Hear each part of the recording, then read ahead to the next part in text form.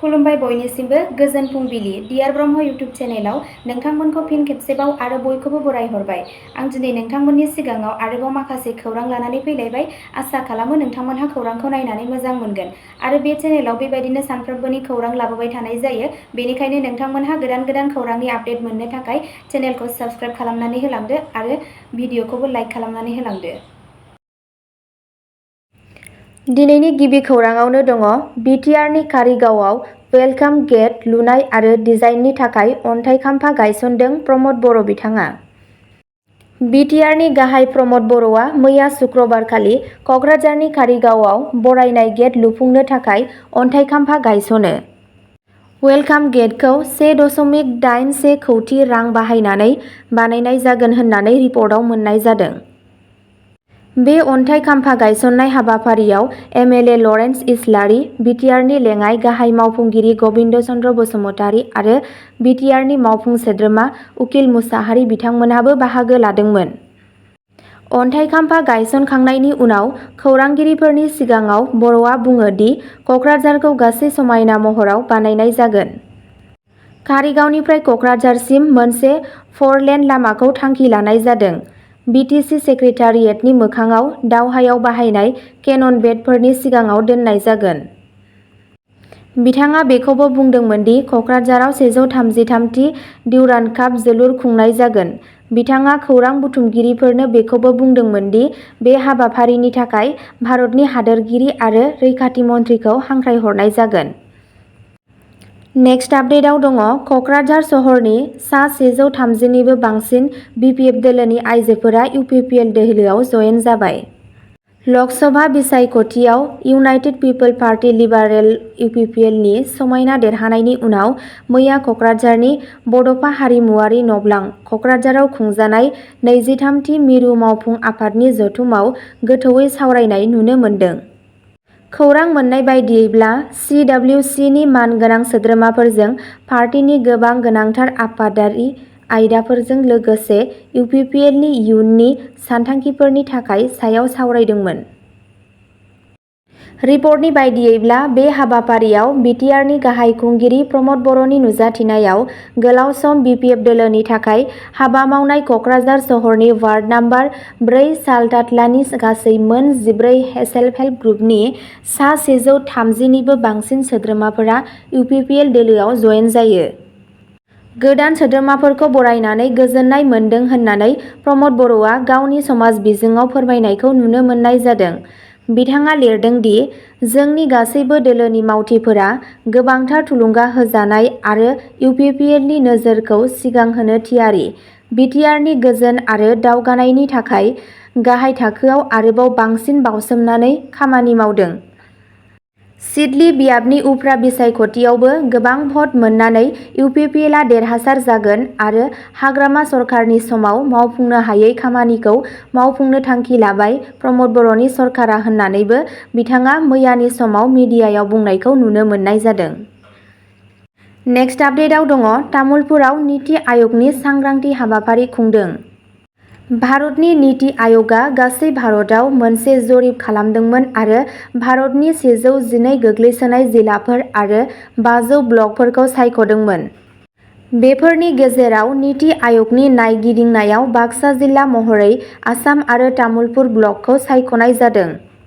सुक्रुबारखालि नीति आय'गनि बिथोन बादियै तामुलपुर जौसिन गेजेर फरायसालिनि अडिट'रियाम तामुलपुर जिल्ला खुंथाइ आरो तामुलपुर जौगाखां ब्लकनि दैदेननायाव मोनसे सावराय मेल खुंनानै सांग्रांथि हाबाफारि मावफुंनाय जायो। बे हाबाफारियाव बिटिसि गौथुमनि सोद्रोमा हेमन्त कुमार राभाजों लोगोसे तामुलपुर जिल्ला खुंथाइनि गोबां गोजौ थाखोनि मावख'गिरिफोर आरो गुबुन गुबुन हाबाफारि आफादफोरनि मावख'गिरि आरो मावफारियाफोरजों लोगोसे 200सो सुबुंफोरा गुबुन गुबुन जौगालु खामानि आरो जौगाफु ओनसोलनि जौगाथायनि सायाव सावरायलायो। जर'खायै सोलोंथाइ, आबाद, सावस्रि, समाजारि अनसाइ बायदिनि बायदि बायदि बिथिंफोरनि जौगानायाव। बे सांग्रांथि मेलनि गेजेराव बयबो जौगानायनि थाखाय थि जानो थाखाय समायखिरा लादोंमोन। बेखौ नोजोर होनो गोनांदि 4 जुलाइनिफ्राय जागायजेननाय हाबाफारिया 30 जुलाइआव जोबगोन। नेक्स्ट आपडेटआव दङ हजाय पुलिसनि गुलिजों आयेन बेरेखा मोसौ बेदर फालांगिया जोखोम आरो सा-8 हमजादों। हजायाव आयेन बेरेखा मोसौ बेदर फालांगिरिफोरनि बेरेखायै आसाम पुलिसआ हाथियार दैखांदों। हजायनि पुलिस सामलायगिरि सौरभ गुप्तानि दैदेननायाव पुलिसआ दबका सहरनि वार्ड नाम्बार 10 आव आयेन बेरेखा मोसौ बेदर फानग्रा गलायाव सिग्रोमदोंमोन। अपारेशननि बागै मिथिनानै सासे मोसौ बेदर फालांगिरि जाकिरा पुलिसखौ नोजोर होदोंमोन। पुलिसआबो हरखाबै गुलि गावदोंमोन। पुलिसनि गुलिजों सासे आयेन बेरेखा मोसौ बेदरनि गला बिगोमा जाकिर हुसेना जोखोम जायो। पुलिसआ सा-8 फालांगिरिफोरखौबो खादों।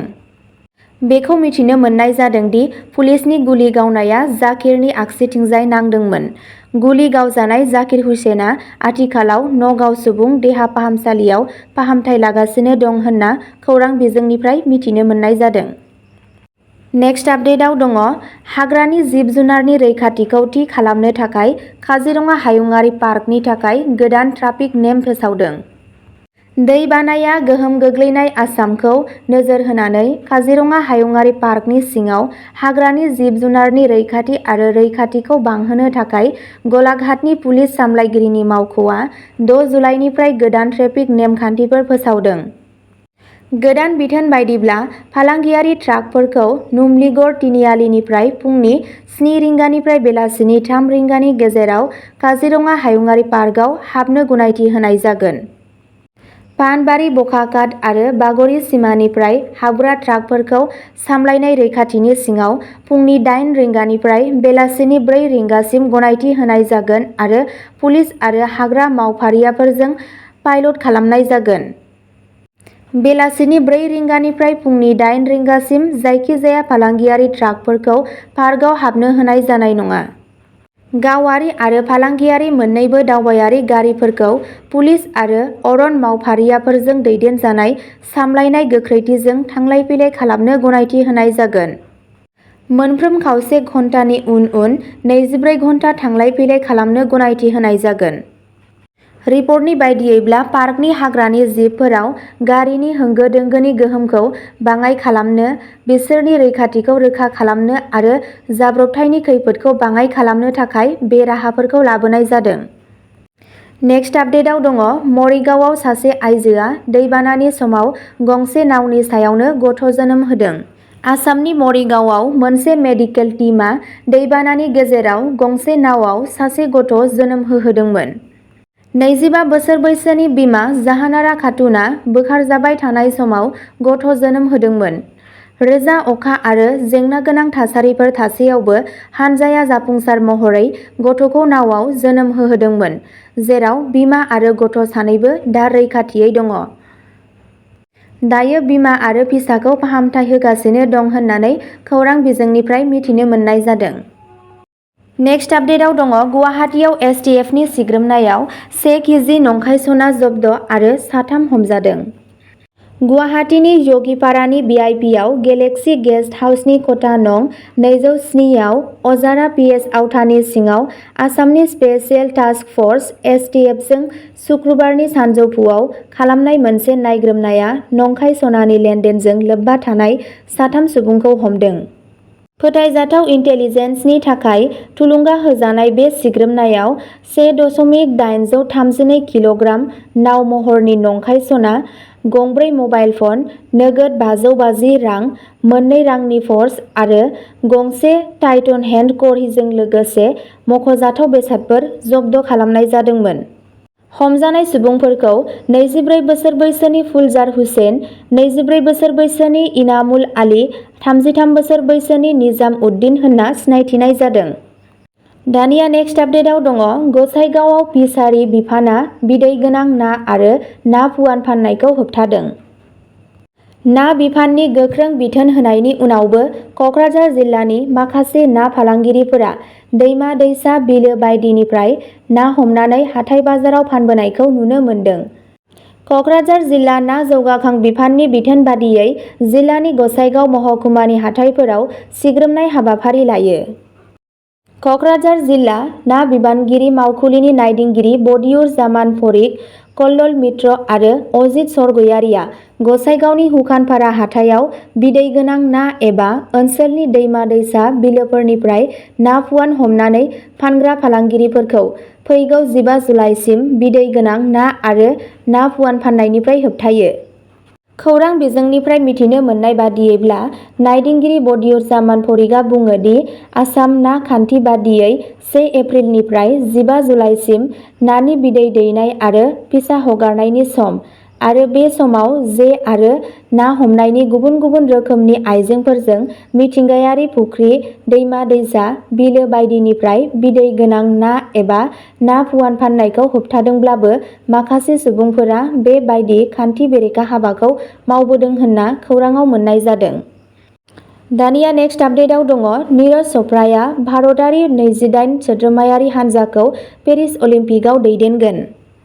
भारतआव फैबाय थानाय पेरिस अलिम्पिकनि थाखाय गावनि 28 सोद्रोमायारि एथलेटिक्स टीमनि मुं होदों, जेराव जेभलिन खुबैग्रा नीरज चोप्राया गाहाय थाखोआव थागोन।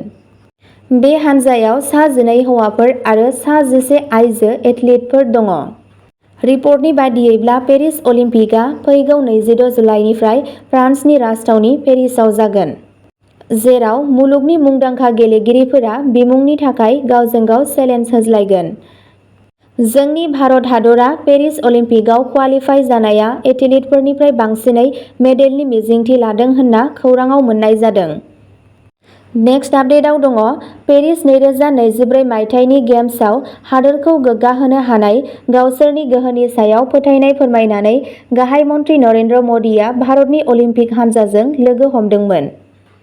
गाहाय मन्त्रि नरेन्द्र मदिआ 4 जुलाइआव भारतनि अलिम्पिक हानजाजों लोगो हमदोंमोन आरो फैबाय थानाय पेरिस 2024 गेम्सआव हादोरखौ गोग्गाहोनो थाखाय गोहोनि सायाव फोथायनाय फोरमायदोंमोन।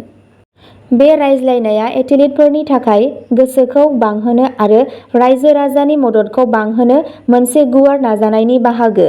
लोगो हमनाय समनि मोन्नैसो पाटफोरखौ स्क्रिनआव होनाय जाबाय। दिनैनि खौराङा एसेनोसै।